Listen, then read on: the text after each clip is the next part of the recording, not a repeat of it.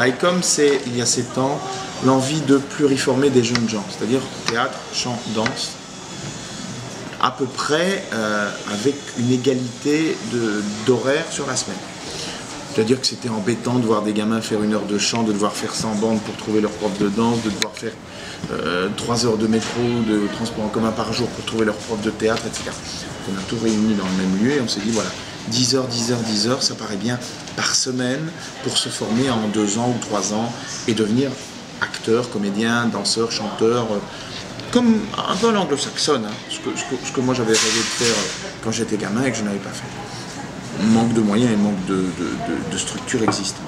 Donc voilà, 10 heures, 10 heures, 10 heures par semaine, ce qui fait 30 heures, ça me paraissait bien. Donc on a fait ça il y a 7 ans, d'une manière un peu empirique, en se demandant si ça allait fonctionner sur la France, s'il y avait la demande, s'il y avait après potentiellement les débouchés, parce que c'est bien beau de former des gens, il faut aussi leur trouver des débouchés derrière. Et il s'avère qu'on a été un peu précurseur, puisque l'année d'après, on a vu apparaître des comédies musicales sur Paris, l'année d'après des comédies musicales anglo-saxonnes, enfin... Donc on est arrivé au bon moment, on a été les premiers à dédier une formation à la comédie musicale. Et puis de fil en aiguille, chaque année, on monte des spectacles, et j'en arrive à 1939. Dans le staff pédagogique de départ à l'ICOM, il y a Stéphane Métro, Christophe Bory, qui sont mes amis depuis toujours. Et il y a 8 ou 9 ans, on avait déjà fait des lectures d'un spectacle qui s'appelait War, qui est en fait la grand-mère ou le grand-père de 1939, puisque les choses ont été réécrites pour en arriver à 1939.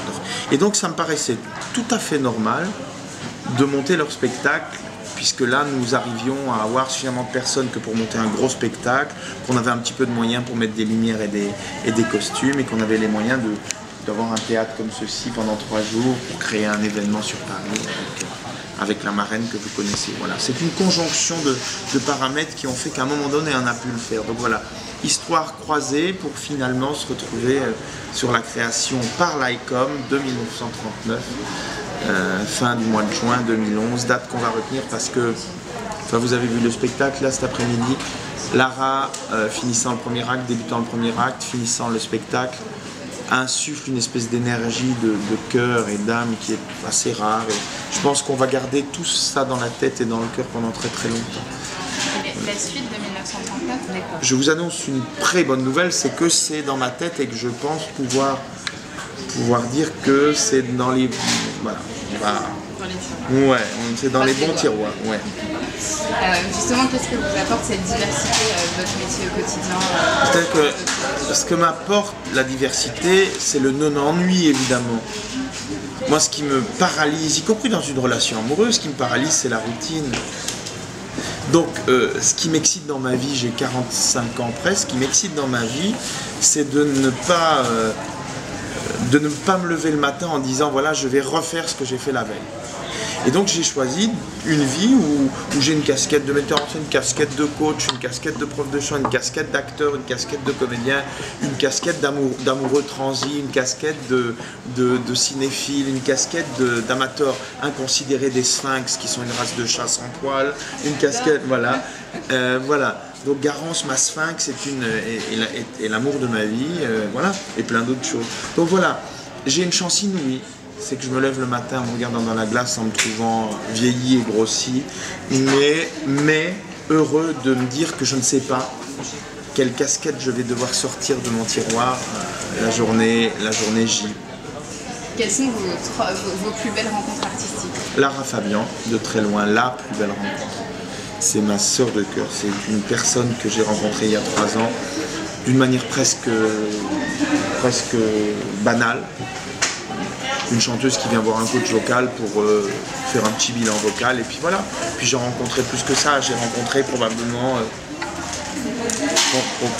quelqu'un que j'avais très bien connu dans une vie intérieure ou dans une... Voilà, vous savez, quelquefois dans la vie, vous ne savez pas pourquoi les envies sont pareilles, les épidermes se croisent et sont confortables ensemble. Voilà. C'est très bien, c'est vraiment de très loin là. Et puis des rencontres artistiques, j'ai une chance incroyable aussi, merci bon Dieu, merci tout le monde. C'est que des rencontres artistiques, tous les jours j'en fais des merveilleuses, puisque ces jeunes artistes, je les rencontre à l'orée de leur métier, donc ils sont juste merveilleux, disponibles, authentiques, pas abîmés, pas salis, pas pervertis par le pognon, donc voilà. Et quels sont justement les 3 conseils que vous donneriez aux internautes qui ont envie de faire du théâtre musical, qui peuvent appeler ça leur métier? Alors soyez curieux.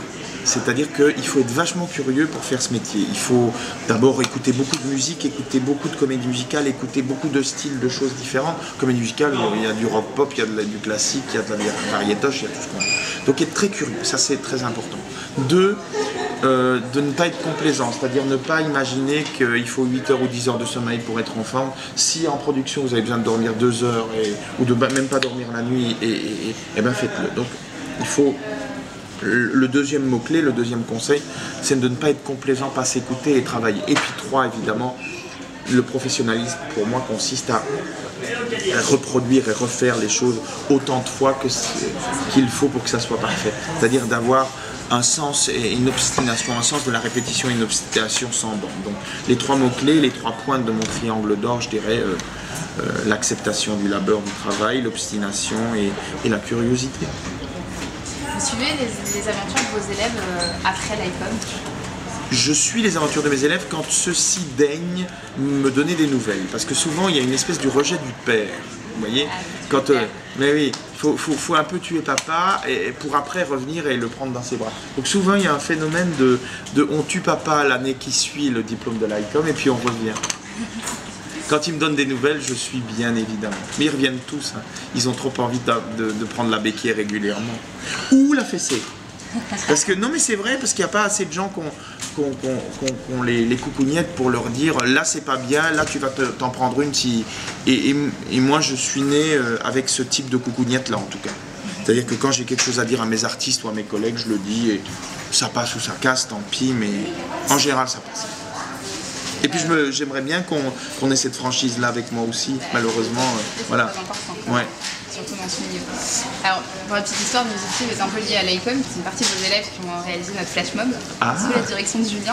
D'accord. Et récemment, justement, il a fait une interview pour son rôle dans Exprès. Je voulais juste savoir en 2 mots ce que vous pensez de son parcours. Moi, je juge, c'est quelqu'un qui a le parcours qu'il mérite. C'est quelqu'un qui bosse, c'est quelqu'un qui est obstiné, c'est quelqu'un qui a le sens qui a un certain sens de l'opportunisme qu'il faut avoir quand on fait ce métier. Voilà, il a tout compris ce gamin et il fait la carrière qu'il mérite. Sur le site, on a un concept qui s'appelle Petit miracle de la vie. On vous dit, ce serait quoi votre petit miracle de la vie à vous? Que je voudrais ou bien... Que vous avez eu, votre petit miracle que vous avez eu. Petit ou gros miracle On va pas entrer dans des trucs personnels, mais j'ai eu un gros souci de santé il y a 4 ans et je ne devais pas m'en sortir et je suis là. Donc voilà, c'est un énorme miracle. Un gros miracle. Et la toute dernière question, qu'est-ce que vous pensez d'un site sur les bonnes nouvelles dans le monde médiatique d'aujourd'hui? Oh, ça fait du bien, il n'y a pas un journal télévisé de bonnes nouvelles, il n'y a pas... Voilà, c'est du bien.